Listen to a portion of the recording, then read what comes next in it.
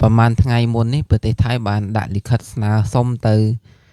ប្រទេសអ៊ុយក្រែននិងប្រទេសអ៊ីស្រាអែលបងប្អូនដើម្បីស្នើសុំដកកងទ័ពគេមកវិញបងប្អូនដើម្បីកងទ័ពថៃគឺបញ្ជូនទៅច្រើនណាស់បងប្អូនទៅជួយអ៊ីស្រាអែលនិងអ៊ុយក្រែនក្នុងការធ្វើសង្គ្រាមបងប្អូនហើយប្រហែលថ្ងៃមុនគេក៏បានដាក់លិខិតស្នើសុំដកមកវិញដើម្បីយកមកពង្រឹងទ័ពរបស់គេខាងនេះហើយក៏ខាងអ៊ីស្រាអែលខាងអ៊ុយក្រែនហ្នឹងក៏គេបានតបមកវិញដែរបងប្អូនតែពិតលិខិតហ្នឹងបញ្ជូនទៅយូរហើយខ្ញុំដឹង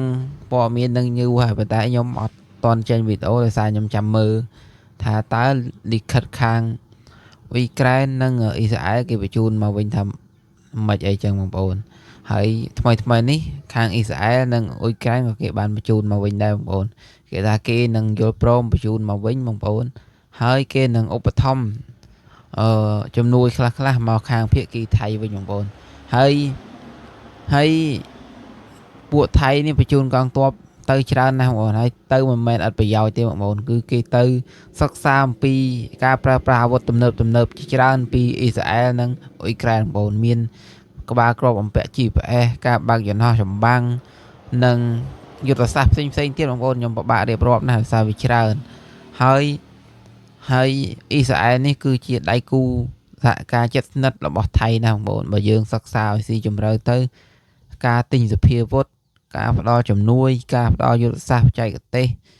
សម្រាប់ធ្វើសង្គ្រាមអីគឺអ៊ីស្រាអែលអ្នកផ្ដល់ឲ្យថៃទាំងអស់បងប្អូនដោយសារតែថៃនិងអ៊ីស្រាអែលគឺជាសម្ព័ន្ធមិត្ត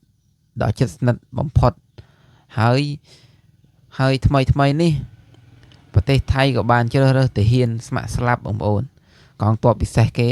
បានជ្រើសរើសទាហានស្ម័គ្រស្លាប់ប្រហែលជាជាង 20,000 នាក់បងប្អូនដែលឲ្យប្រាក់ខែគុណនឹង2លើទាហានធម្មតាហើយមានកញ្ចប់ជីវិតផ្សេងទៀតបងប្អូនអានេះអ្វីដែលតាមដែលខ្ញុំដឹងបងប្អូនហើយមានប្រជាពលរដ្ឋគេជាច្រើនទាំងប្រុសទាំងស្រីបានចុះឈ្មោះចូលកងទ័ពពិសេសស្ម័គ្រស្លាប់ហ្នឹងបងប្អូនបានចុះឈ្មោះ